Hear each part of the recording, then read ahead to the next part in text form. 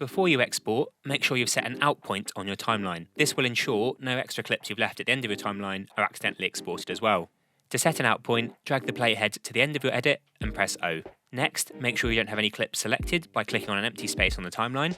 To export, click File, Export, Media.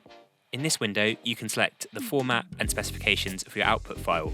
In this example, we'll just cover a simple 1080p MP4 video format that works well for web.